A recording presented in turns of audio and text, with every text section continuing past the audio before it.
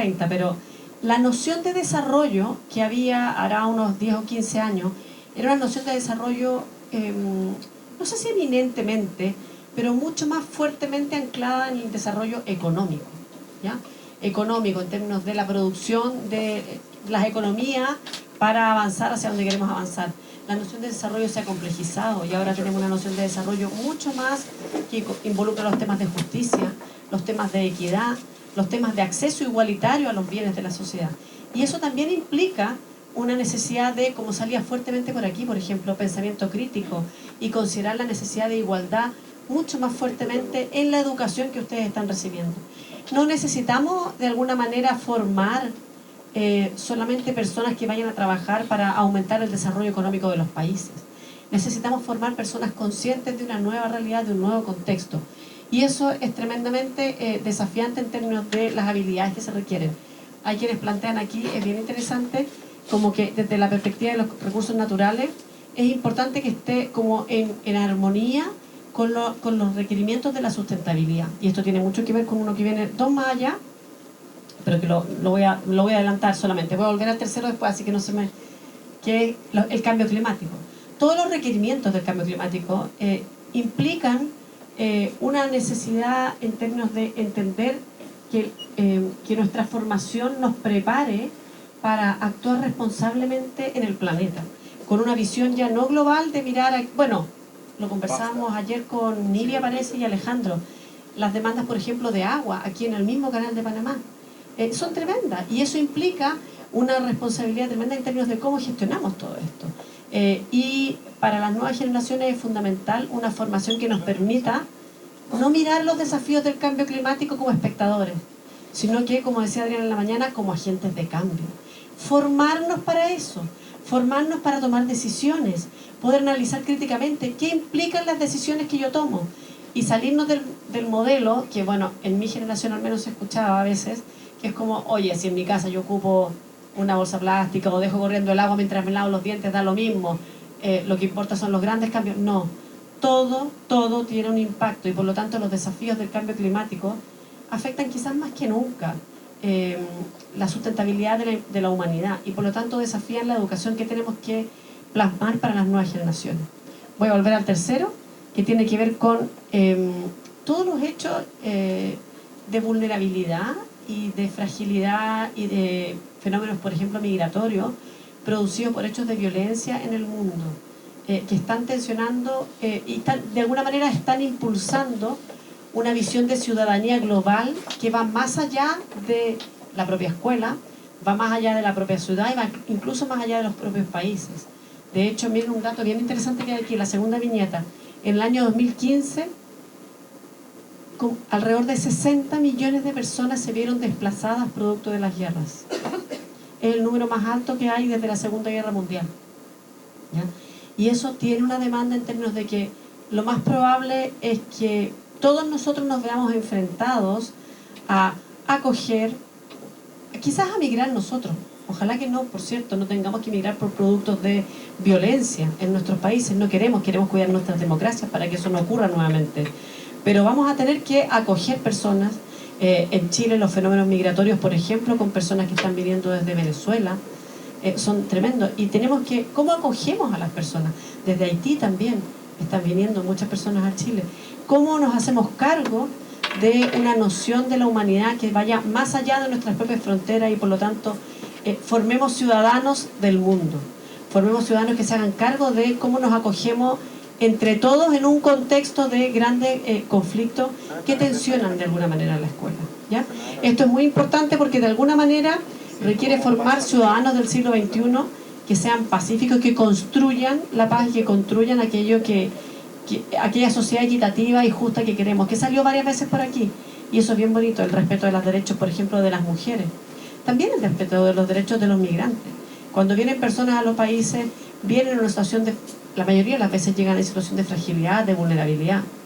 En Chile estamos teniendo estos días, por ejemplo, un grupo grande de personas que vienen de Venezuela, que están en el norte de la frontera, tratando de sacar los papeles para poder ingresar, y están en una situación de fragilidad tremenda. Aquí en América Central ha tocado fuertemente el año pasado con la caravana que fue desde Honduras, ¿se acuerdan? ¿Se acuerdan? Bueno, todo eso, la escuela no puede estar exenta de aquello. Y la idea es que la escuela forme a aquellas personas que vamos a hacer el cambio para mejorar y para hacernos cargo de estos desafíos. ¿Ya? Entonces teníamos desafíos desde el mundo de la tecnología, desafíos desde entender que el desarrollo no es solo desarrollo económico, es desarrollo humano más que nada, desafíos desde las fragilidades y los hechos de violencia que hay en el mundo, desafíos del cambio climático, que ya lo vimos, cambio en los trabajos. Esto es tremendo y probablemente, quiero decirles, a todos ustedes les va a tocar trabajar, a todos ustedes les va a tocar trabajar en un contexto que no sabemos cómo va a ser. Yo siempre les digo esto que parece broma, pero es totalmente verdad. Cuando yo partí a trabajar no habían computadores. Uno trabajaba a mano, después pasaba a máquina, por eso a uno le enseñaban mecanografía, pero no habían computadores. Después hubo esos computadores, ¿alguien se acuerda de esos que tenían como un disquete grande, que era como flaquito, delgadito y que era como plástico? ¿Sí, no? ¿Ya? Después ese disquete chiquitito, ahora tenemos los pendrive o el USB que se conecta. O sea, el mundo ha cambiado, pero tremendamente en el mundo laboral. De hecho, hay quienes estiman que en el fondo el 75% de los trabajos que van a haber en 20 años son trabajos que todavía no existen.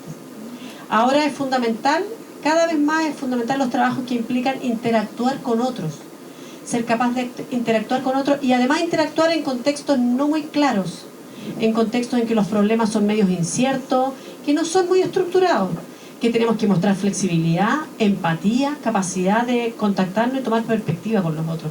Hay un gráfico aquí que es bien interesante. Miren, ¿se ve bien desde atrás también o no? ¿No? Este es un gráfico que muestra las demandas desde el mundo laboral en los últimos 50 años. Tiene hasta el 2002 porque está cortado ahí, pero esto sigue el mismo patrón, ¿ya? Las que han ido totalmente a la baja, miren cómo va a la baja. Son todas las que tienen que ver con actividades no rutinarias, pero manuales, que en realidad ahora las están haciendo las máquinas, los computadores, ¿ya? Incluso tenemos robots que están haciendo algunas de estas actividades, ¿ya? Las actividades rutinarias cognitivas, que son las que se pueden transformar en un algoritmo que se programa en un computador, se transforma en un algoritmo y las hace una máquina, ¿ya? Miren a la baja.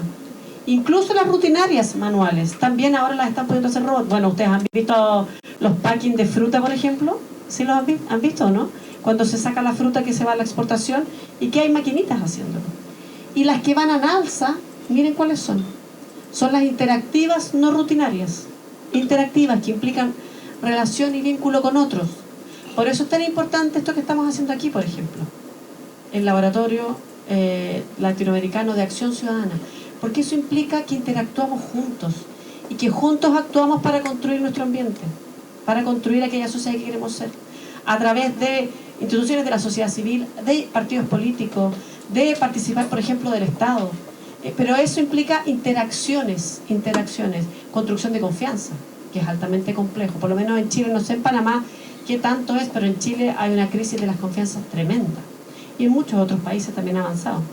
Entonces, ¿cómo construimos relaciones significativas en esos contextos? Y finalmente, la que también va al alza es analíticas no rutinarias, ¿ya? La docencia tiene mucho que ver con eso también. La docencia, lo que tiene que ver con relaciones humanas. Todo eso va al alza. Y esto tensiona la escuela. ¿Por qué? Porque muchas veces la escuela la seguimos teniendo en la estructura como rutinaria y estructurada que teníamos antes. De hecho, hay un libro que plantea que si viniera un extraterrestre, o sea, si viniera una persona del pasado, pudiéramos resucitar a una persona que vivió 100 años atrás y la pudiéramos traer al presente, le pasaría que todo le parecería súper sorprendente, súper distinto, súper diverso. Pero cuando entrara a una sala de clase, le parecería dramáticamente similar. Y mira, esto sí que lo puedo reconocer, es como eran las salas de clase en mi época. Y eso quiere decir que nos estamos preparando a los estudiantes para los desafíos que van a tener aquí, fundamentalmente aquí, miren, no tengo punteros, nunca tanto, pero habilidades analíticas e interactivas no rutinarias.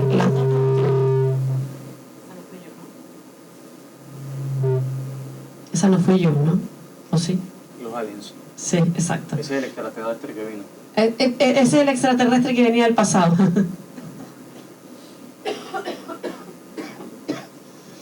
Nuevas herramientas y formas de trabajar. Esto ya lo hemos dicho, no lo voy a volver a repetir porque hemos avanzado en esto, pero hay nuevas formas de trabajo que de hecho implican que podemos trabajar entre personas que probablemente no nos vamos a conocer físicamente. De hecho, a nosotros nos pasa cuando trabajamos, hay gente del equipo, bueno, nosotros hemos tenido la suerte que nosotros hemos venido para acá, el equipo de acá de Unidos por la Educación, los jóvenes del LIC han ido a Chile, pero muchas veces trabajamos entre personas que no hemos estado juntas físicamente. A nosotros nos pasa, esto es divertido, pero se los cuento así como por la anécdota, en 2020 estamos nosotros ubicados en la capital, en Santiago, pero tenemos personas que están en Antofagasta, en el norte de Chile, y tenemos un equipo, el que está más al sur está en Coyhaique, que queda, ¿cuánto será Coyhaique de Santiago? Como 1.300 kilómetros. Y tenemos reuniones, de repente en que estamos los tres, y estamos en una pantallita, que se ve una pantalla aquí, una acá, y estamos todos en lugares distintos. Son formas de trabajar que son diversas y que tensionan un cambio en la escuela, por lo tanto. ¿Ya? Tenemos un par de paradojas que es interesante. La primera, y que tensiona mucho la escuela, hay una tremenda paradoja entre la valoración de la educación, como todos en general sentimos que la educación es un aspecto muy importante que nos va a permitir salir adelante, etcétera. Pero hay una profunda desafección, y está creciendo esa desafección, y eso nos tiene que preocupar respecto a la experiencia escolar. La sensación de que lo que está pasando en la escuela no conversa con las demandas, con la necesidad, voy a ocupar la distinción que me parece potentísima que hacía Adriana entre conocer y comprender. La escuela, al parecer, no nos está ayudando a comprender el mundo en que vivimos, y los jóvenes lo están demandando fuertemente. Entonces ahí hay una paradoja, porque por un lado sabemos que la educación es importante, pero por otro lado no estamos desarrollando las habilidades que se requieren para comprender el mundo, y por lo tanto sentimos que la educación no nos sirve de mucho. Aquí un par de datos, miren. Desde la perspectiva de los jóvenes, el sistema escolar es uno de los 3 principales impedimentos para el crecimiento de los países. Estos son jóvenes y es en toda América Latina. Estos son datos de un estudio de la UNESCO y de la Organización Internacional de Jóvenes.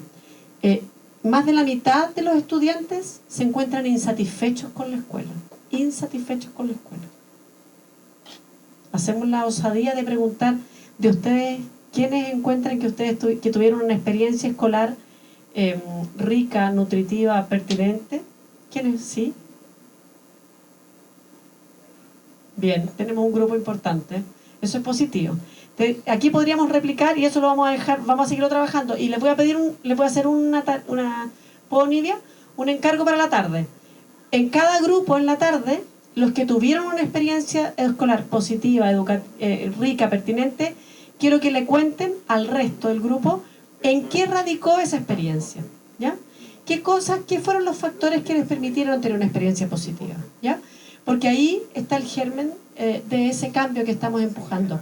Y también yo estoy segura que eso tiene que ver con que ustedes estén aquí hoy día, porque efectivamente ustedes tuvieron esa experiencia. El cambio sí es posible, y ustedes tuvieron esa experiencia y por lo tanto están acá desde esa perspectiva. Y están acá jugándosela por un cambio para otros. No están acá porque vengan acá porque, no sé, voy a aprender técnicas para vender algo más y voy a ganar más plata. O voy a aprender, no sé, algo que es para mi propio bien personal. Ustedes están aquí porque quieren ser agentes de cambio para la transformación de Panamá, para la transformación de Latinoamérica. Empujemos el cambio más allá, ¿no? Entonces, aquí hay un desafío de cómo hacemos que esta experiencia positiva que tuvieron muchos de ustedes la transformemos en la experiencia para todos los jóvenes, en Panamá, en Latinoamérica, en el mundo. ¿Ya? Hay otra paradoja que es bien importante y que nos levanta un desafío. Algunos hablan de la recesión de las democracias en América Latina. Adrián habló harto de esto, yo creo que es fundamental que lo revisemos un poco más en términos de que tenemos harta evidencia como de ciertos indicadores que nos hablan de una debilidad de las democracias en América Latina. De hecho, voy a ir a mostrarles al tiro un dato esta es una encuesta de participación ciudadana que se hace en América Latina y en Chile. Y miren, la mayoría de los estudiantes se mostró de acuerdo, cuando me acerco para allá pasa eso, con que un régimen dictatorial, en el fondo valoran un régimen dictatorial, estarían de acuerdo con que hubiera una dictadura si es que esto nos asegura orden y seguridad. Miren, el 69% de los estudiantes plantea que sí, ¿ya? En Chile ese dato es el 57%, que igual es muy alto, ¿ya? Entonces, ¿qué está pasando con que la valoración de nuestras democracias decae? Esto tenemos que trabajarlo, ¿ya? Por el otro lado, si es que la democracia me asegura beneficios económicos, el 65% de los jóvenes estaría dispuesto a vivir en dictadura, perdón, en dictadura dije en democracia, en dictadura si es que nos asegura beneficios económicos, ¿ya? Las democracias hay que cuidarlas y eso implica fortalecer la sociedad civil, fortalecer la calidad de la política, fortalecer los partidos, fortalecer las instituciones del Estado, ¿ya? Y eso es responsabilidad de todos. Y en eso yo también los invito. Por cierto, creo que la invitación llega tarde porque ustedes ya están aquí, por lo tanto ya recibieron la invitación antes, pero los invito a ser protagonistas y a jugársela por ese cambio. No a tomar palco, no a esperar que otros lo hagan, ustedes lo están haciendo y por eso se están formando. Por eso digo que llega tarde, porque ustedes ya han sido convocados y ya respondieron a esa invitación. Entonces, desde esa perspectiva, quizás más que invitarlos, hay que felicitarlos por haber aceptado la invitación, ¿ya? Totalmente felicitarlos. Pero hay un cierto desencantamiento juvenil con el sistema, por un lado. De alguna manera hay un cuestionamiento. En Chile tenemos un dato dramático. Siempre digo que este es el dato peor de los resultados que se entregaron hace un par de semanas de nuestra prueba de calidad de la educación, que es que en octavo básico 1 de cada 3 jóvenes cree que la violencia física puede ser un mecanismo, es un mecanismo para resolver los problemas. 1 de cada 3 jóvenes, imagínense. Eso es muy terrible. Entonces, por un lado tenemos jóvenes que ven esto, tenemos jóvenes que de alguna manera toman distancia de la construcción de lo común, pero por otro lado, sí tenemos una muy buena noticia, por eso es una paradoja, porque por un lado tenemos datos que nos indican que hay un cierto desencantamiento, pero por otro lado también tenemos datos de unas experiencias tremendas de incidencia ciudadana. Los tenemos a ustedes, por ejemplo, aquí. Tenemos a todos los jóvenes que fueron parte del LIC el año pasado acá en Panamá, que hicieron una experiencia tremenda en términos de formarse para incidir en construir el país que ellos quieren. En Chile tengo estas fotos, se las voy a mostrar de puro la chochera, nomás que es porque, miren, esta es una marcha que se produjo en Chile.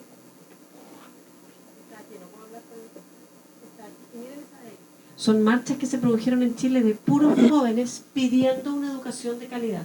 Esta de aquí se le llamó la marcha de los paraguas, porque además era un día en que llovía a cántaro, e igual los jóvenes salieron.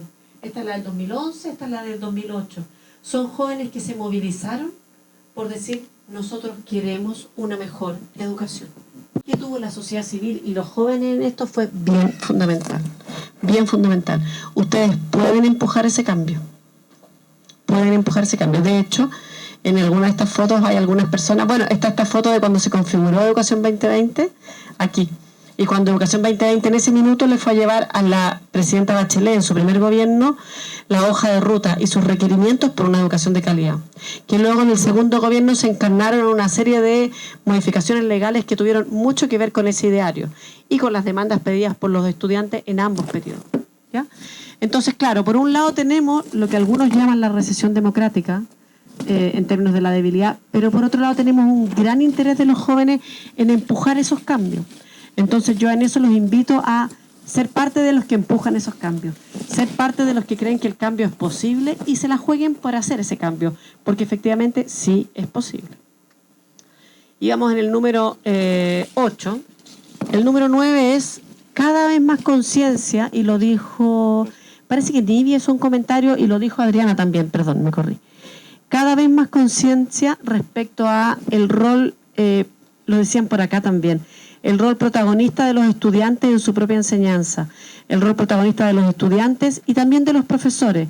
Por lo tanto, ir pasando cada vez a políticas educativas que implican más construcción desde lo local también. Y eso es un tremendo desafío. Eso es un tremendo desafío para los países bueno, que tienen grandes problemas de inequidad, como los nuestros.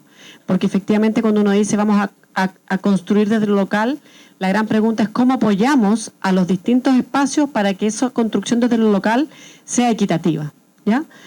Y eso es fundamental. Hay un esfuerzo como transformador muy, muy fuerte que se funda en una visión constructivista del aprendizaje, que en el fondo parte de la base de este ejemplo tan bonito de que todos estamos parados sobre los hombros de nuestros antecesores, hombres, mujeres, otros profesores, otros niños que fueron antes que nosotros.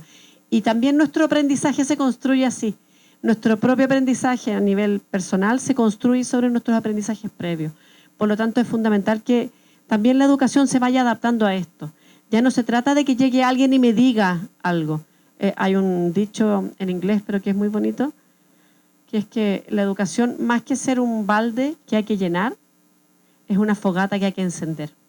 Y es una fogata que hay que encender con aquellas llamitas y mechas que cada uno tiene en su interior. ¿Me entienden? Y eso es fundamental en nuestra visión de la educación y en cómo la escuela tiene que reconvertirse entonces para eso. Estos son un par de... miren, esto está con datos en Chile, pero es bien interesante, que tiene que ver con que respecto al rol de cómo nosotros nos involucramos con nuestro propio aprendizaje. Yo les decía, voy a ocupar un ejemplo divertido nomás, solo para hacerlo un poco menos, para que no se nos haga tan tedioso. Yo les decía que a mí me encanta hacer rompecabezas y me encanta tejer.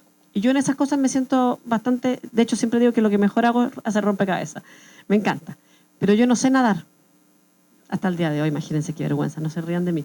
Voy a cumplir 50 años y no sé nadar. ¿Por qué? Porque de chica tuve la mala experiencia de que me obligaban, mi papá era de la teoría que para aprender a nadar hay que empujarte al agua, aunque tú no sepas nadar. Y le desarrollé terror, fobia, y no pude, no fui capaz. ¿Ya? Porque yo creo que no puedo, exclusivamente porque me daba tanto temor que yo creo que no puedo. Y una vez, les cuento la anécdota, estaba en el agua, en el mar, con el agua hasta aquí, me tuvieron que entrar a sacar porque si no yo me ahogaba. Y de verdad me habría ahogado. No estaríamos haciendo esta charla hoy día, ¿no? ¿Por qué les cuento esto? Porque la noción que tenemos las personas respecto a nuestra propia capacidad de aprender es fundamental a la hora de aprender, ¿ya? Si ustedes creen que pueden y que necesitan encontrar la forma para poder y necesitan perseverar en la estrategia y sí pueden, van a ser capaces de aprender. Si ustedes creen, como yo por ejemplo con el nadar, por eso les decía el ejemplo, que no se puede, lo más probable es que no puedan. Porque el ser humano aprende desde la confianza básica y desde la sensación de autocompetencia personal. Entonces, ¿qué muestra esta lámina? Miren, estos son resultados en nuestra prueba estandarizada en lenguaje y en matemáticas. Esto de acá abajito son los deciles de ingreso en Chile, ¿ya? Desde el decil más bajo hasta el más alto. Por lo tanto, los que están más acá son los que tienen menos ingresos y los que están más acá, más ingresos, igual acá. Menos ingresos y más ingresos. La línea de abajo es la línea en base a una serie de preguntas. Esto tiene mucha teoría y hay grandes como líneas de investigación en el mundo que miran esto. Lo que se llama mindset o las creencias respecto al propio aprendizaje. La línea de abajo habla en el fondo refleja aquellos niños que creen que la capacidad de aprender es algo como, entre comillas, genético, que yo recibí o no recibí. Y si yo no puedo aprender, no voy a ser capaz nunca de aprender. Como ustedes se pueden dar cuenta, es bien impresionante que en todos los niveles socioeconómicos hay niños que creen que la inteligencia es algo heredado y que no se puede modificar. ¿Ya? Es la línea de abajo. Pero en todos los niveles socioeconómicos, la de arriba es la línea de los niños que creen que la inteligencia es algo modificable, que yo puedo cambiar con esfuerzo y con método. Y en todos los niveles también lo hay, incluso en el más bajo. Y miren la tremenda diferencia en el nivel más bajo. O sea, estos son niños que están en igual nivel de vulnerabilidad. Los niños que creen que no se puede modificar, les va mucho peor. Y los niños que sí creen que se puede modificar, les va mucho mejor. ¿Por qué? Porque estos son niños que se aproximan al aprendizaje con la certeza de que ellos no lo pueden cambiar. Y el patrón se repite exactamente igual en lenguaje y en matemáticas. Versus los niños que creen que sí se puede modificar, que les va mucho mejor en todo. ¿Se dan cuenta? Y esto es algo que la escuela tiene el deber de formar. Esto es algo que no se sabía antes. Yo soy parte de una generación en la cual los profesores nos decían, incluso nos separaban entre el curso que era el A, que eran los inteligentes que sí pueden aprender, y el B, que son los más o menos, y créanme, era verdad, el C, que eran los que no van a aprender mucho. O sea, de alguna manera separaban en esto y nos separaban así. No voy a decir en cuál de los tres estaba yo porque me podrían retar. ¿Ya? Pero esto es muy importante. ¿Por qué? Porque implica que la escuela la tenemos que enfrentar desde la certeza de que todos los niños pueden aprender. Todos. Lo que importa es que nos aproximemos al aprendizaje y eso es responsabilidad de los adultos, nosotros, transmitiéndoles la confianza de que sí pueden aprender. Voy a pasar rápido por esta.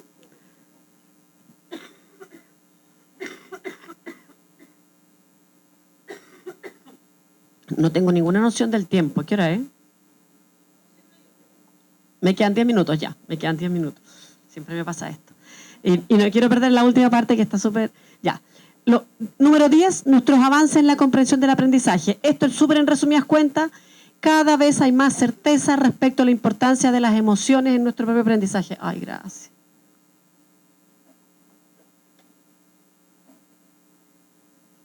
Muchísimas gracias. Cada vez hay más certeza en la investigación respecto al rol de las emociones en el aprendizaje. Y esto tiene que ver con la lámina que les mostraba antes, ¿se acuerdan? El rol de la emoción respecto a cómo yo concibo el aprendizaje. Hay una diversidad de formas en que la emoción sesga lo que nosotros ponemos atención y aquello en lo cual no ponemos atención, en la cual nos predisponemos a poder aprender algo o no poder aprenderlo. Y hay una noción bien importante que se las voy a dar un ejemplo. Que tiene que ver con la noción de zona de desarrollo próximo del aprendizaje. ¿Conocen esa noción? ¿No? Es una noción súper importante desde la perspectiva de la docencia y tiene implicancias tremendas sobre cómo se organiza la escuela y sobre las experiencias formativas que tienen los estudiantes. Este es un autor que se llama Gordon Stobart, que es un inglés que desarrolla de alguna manera la noción de zona de confort. Y zona de desarrollo próximo, que es de Vygotsky, un gran teórico del aprendizaje. En el fondo, ¿qué es? Las personas todas vivimos en una zona de confort, que es donde están las cosas que nosotros sabemos hacer bien, ¿ya? Aquí en mi caso, voy a seguir con mi ejemplo para no exponer a nadie, aquí en mi caso están los rompecabezas, está el tejer en telar, etc. La zona de aprendizaje es cuando yo salgo de mi zona de confort. Hay un dicho bien bonito que dice, la vida empieza donde termina la zona de confort de las personas, ¿ya? Y efectivamente, todos ustedes, y puras felicitaciones por eso, salieron de su zona de confort. Ustedes estaban súper tranquilos en lo que estaban, no sé en qué estaban todos, pero están viniendo para acá, algunos están viajando. Salieron de su zona de confort porque están aprendiendo, están ampliando sus horizontes para poder ser agentes de cambio, ¿ya? Entonces, cuando nosotros salimos de nuestra zona de confort, llegamos a la zona de aprendizaje. El deber de la escuela es llevar a todos los niños a su zona de aprendizaje, entendiendo que las zonas de aprendizaje de las personas son distintas. Y por eso la escuela también necesita repensar un poco cómo se hace eso, asumiendo que en una sala de clases la zona de confort, en general lo que muestra la evidencia es que en una sala de clases hay más o menos 5 o 6 grupos instruccionales. Esto no quiere decir que hay que hacer pedagogía diferenciada, una para cada uno de los 30 niños, pero sí más o menos unos 5 o 6 grupos. ¿Por qué? Porque si yo pongo un estímulo para los niños que está muy lejos de su zona de aprendizaje, lo que plantea Gordon Stobart, y que es lo que me encanta, que les quiero dejar, es que las personas caemos rápidamente en nuestra zona de pánico. Y ahí no podemos aprender. En la zona de pánico es lo que me pasó a mí con el tema de la natación, que es que caí rápidamente en la zona de pánico y no pude aprender. Actualmente ya aprendí, ahora puedo nadar perrito, me puedo salvar en una piscina, pero nada más que eso. Pero esto es muy importante para ustedes cuando ustedes empujen los cambios que quieren empujar.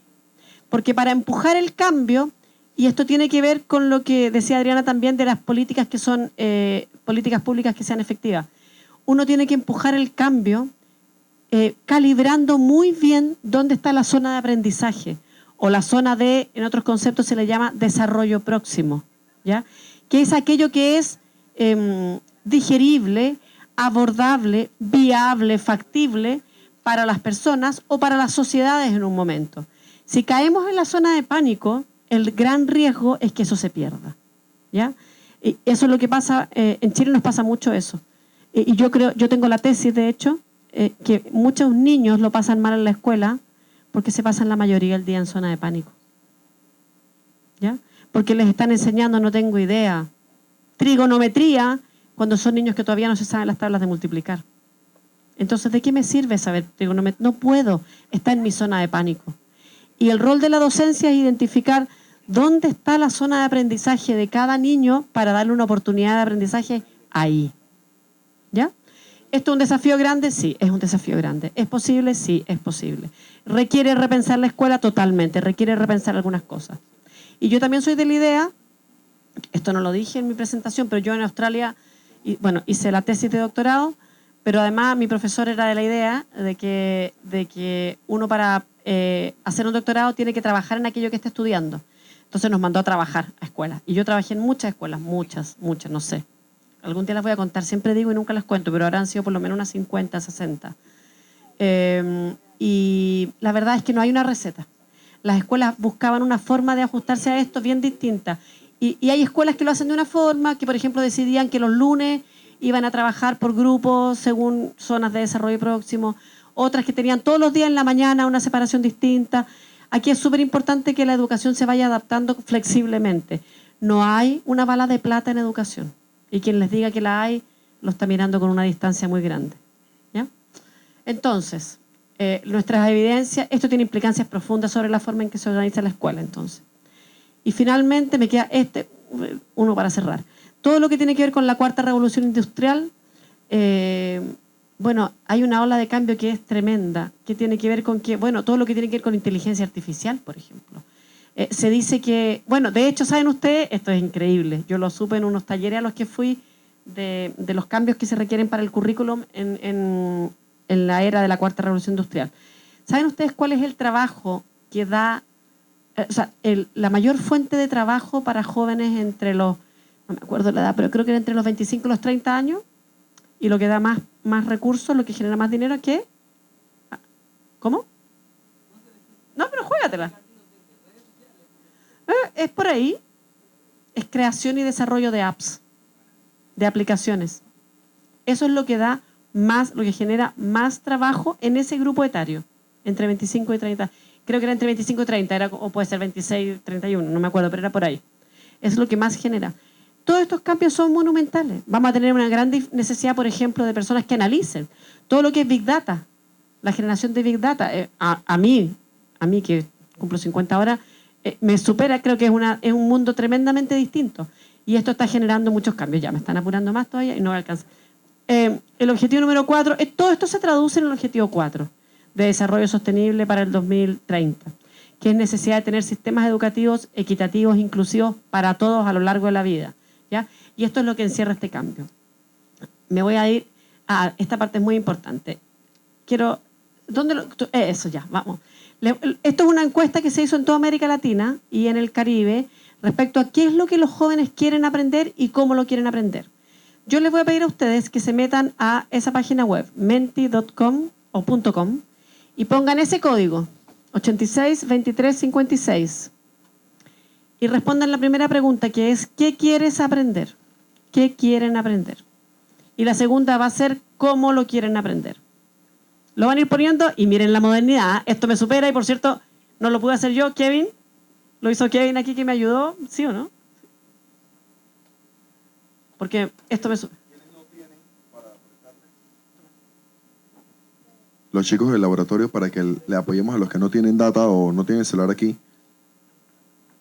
Recuerden que el Wi-Fi es EDVI y la contraseña es 36CJ, porque sé que se sale y entra y sale. Así que.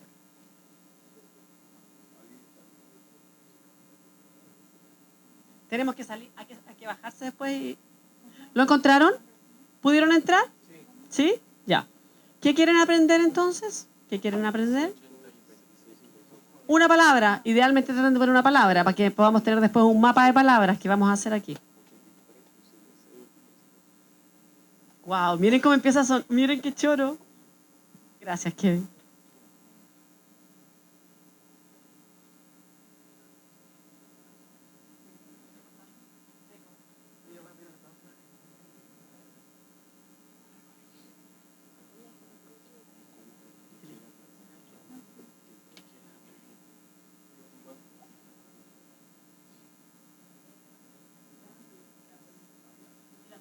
Las letras más grandes están viendo, ¿cierto? Son lo que más se repite. Oye, educación financiera. Pero igual estamos sesgando. Arte, qué lindo.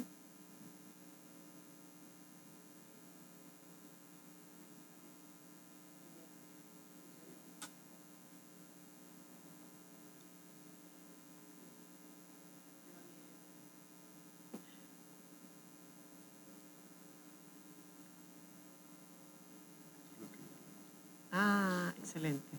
Vamos en 75. Propongamos llegar a 100 y pasamos a la siguiente. ¿Ya?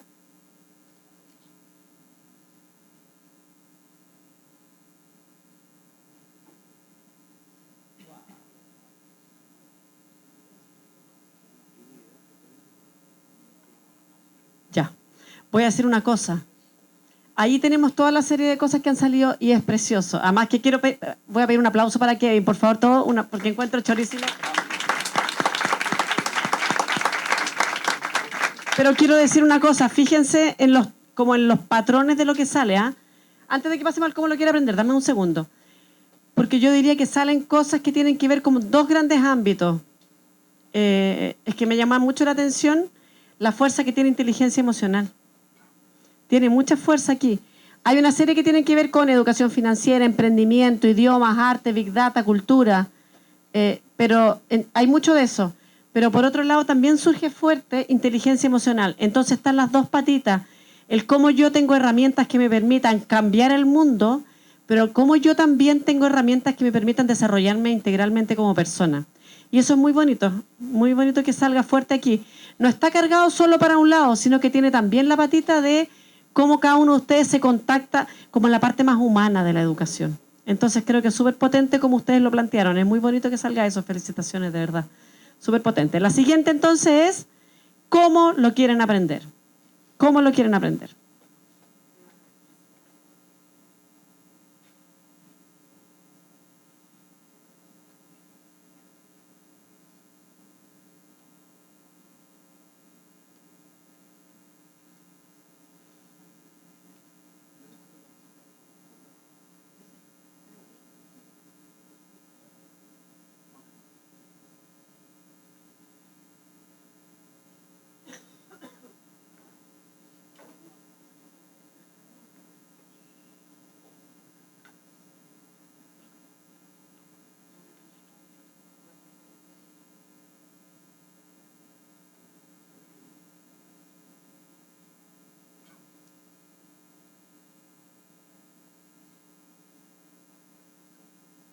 Se pasaron, qué rápido. Vamos ya en 69, 76, ya. Ay, vamos a llegar al 100 también y vamos a ver qué salió fuerte. Ya, aquí lo que está claro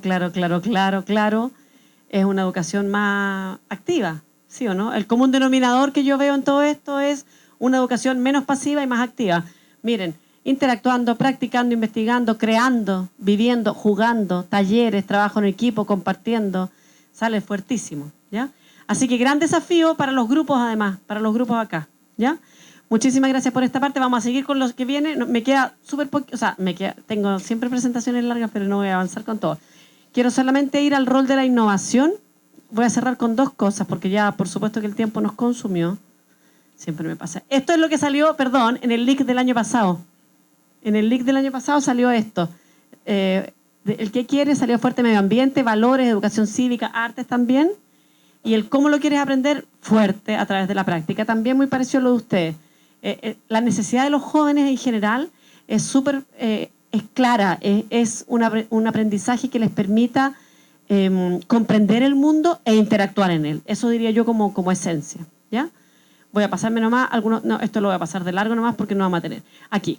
El rol de la innovación, yo diría que el principal rol de la innovación, y en esto desde 2020 tenemos mucha experiencia promoviendo innovación en las salas de clase, en las distintas escuelas del país, es primero entender a los estudiantes como protagonistas activos de su aprendizaje. Y en eso es súper coincidente con lo que dijeron ustedes, el rol de ellos como tomar cargo del propio aprendizaje, aprender a aprender, ser conscientes de cómo yo aprendo, metacognitivos, que se llama técnicamente hablando.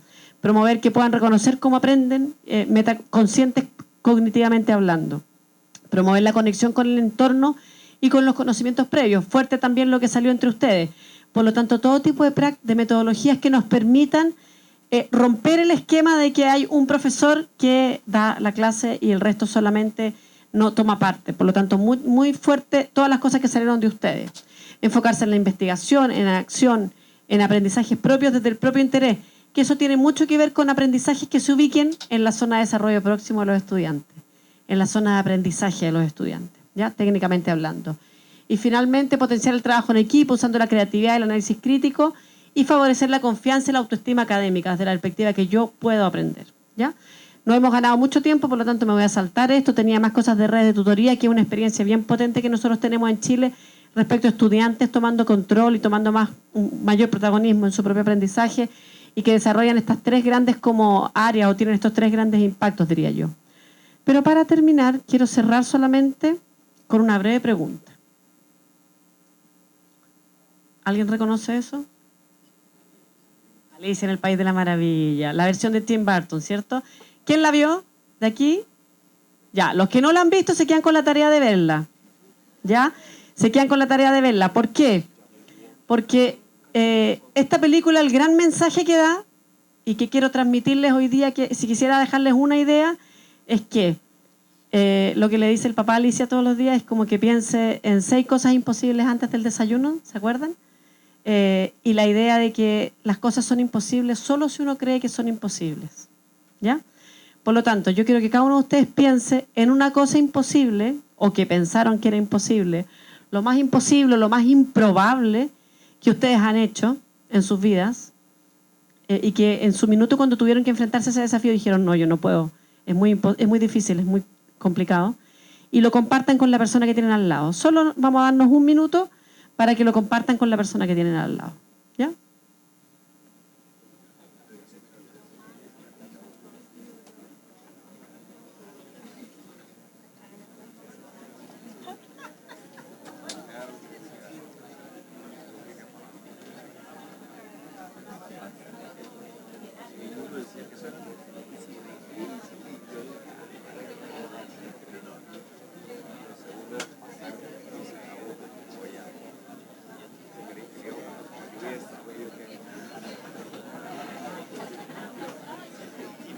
Todos los compañeros se van.